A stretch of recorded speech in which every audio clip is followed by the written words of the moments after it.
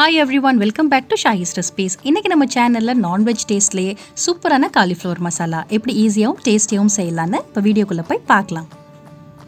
இந்த ரெசிபிக்கு ஒரு மசாலா பேஸ்ட் மட்டும் ரெடி பண்ணிடலாம். 2 சில்லு தேங்காய் எடுத்துக்கலாம். 1/2 டீஸ்பூன் அளவுக்கு சீரகம், 3/4 டீஸ்பூன் சோம்பு, ஒரு 1/4 டீஸ்பூன் அளவு மிளகு. இதை வந்து தண்ணி ஊற்றி ஃபைன் பேஸ்ட்டாக அரைச்சி எடுத்துக்கலாம். அடுத்ததாக ஒரு கடாயில் 2 டீஸ்பூன் அளவு எண்ணெய் சேர்த்துக்கலாம். எண்ணெய் சூடானதுக்கு அப்புறமா ஒரு சின்ன துண்டு பட்டை மட்டும் சேர்த்துக்கலாம். அதுக்கப்புறமா பார்த்தீங்கன்னா மீடியம் சைஸ் ஒரு பெரிய வெங்காயம் ஸ்லைஸ் பண்ணி வச்சுருக்கேன். இப்போ அதை இதோட சேர்த்துடலாம். சேர்த்துட்டு வெங்காயம் பொன்னிறமாக வர வரைக்கும் வதக்கி விட்டுக்கலாம்.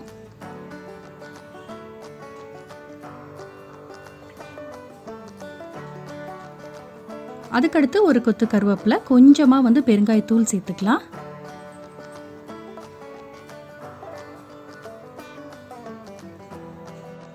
வெங்காயம் பாருங்கள் இந்த அளவுக்கு கண்ணாடி பதம் வதங்கியிருக்கு. இந்த ஸ்டேஜில் வந்து ஒரு 1/2 டீஸ்பூன் அளவு இஞ்சி பூண்டு பேஸ்ட் அதையும் சேர்த்துட்டு பச்சை வாசனை போகிற அளவுக்கு மிக்ஸ் பண்ணி விட்டுக்கலாம்.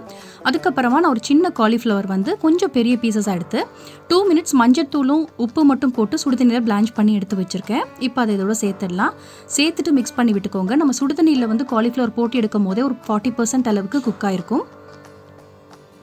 அதுக்கடுத்ததாக கொஞ்சமாக மஞ்சள் தூள் சேர்த்துக்கலாம். அதுக்கப்புறமா இந்த ரெசிபிக்கு கொஞ்சம் உப்பு, உங்கள் காரத்துக்கு ஏற்ற மாதிரி சில்லி பவுடர் ஆட் பண்ணிவிட்டு இது ஒரு 2 நிமிஷம் இதை வதக்கி விட்டுடலாம். அடுப்பை சிம்லே வச்சு வதக்கிக்கோங்க.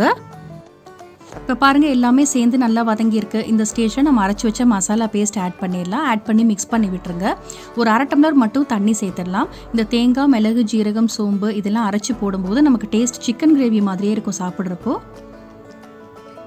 இப்போ தண்ணி ஊற்றியாச்சு. ஊற்றிட்டு இப்போ மிக்ஸ் பண்ணிவிட்டு ஒரு 4லேருந்து 5 நிமிஷத்துக்கு இதை மூடி போட்டுடலாம். அடுப்பை மீடியம் ஃப்ளேமில் மாற்றிக்கோங்க.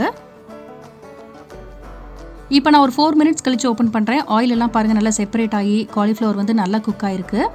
இப்போ வந்து இன்னுமே கொஞ்சம் தண்ணியெல்லாம் வற்றணும். அது வரைக்கும் வெயிட் பண்ணணும். அதுக்கப்புறமா நம்ம கேஸ் ஆஃப் பண்ணிடலாம்.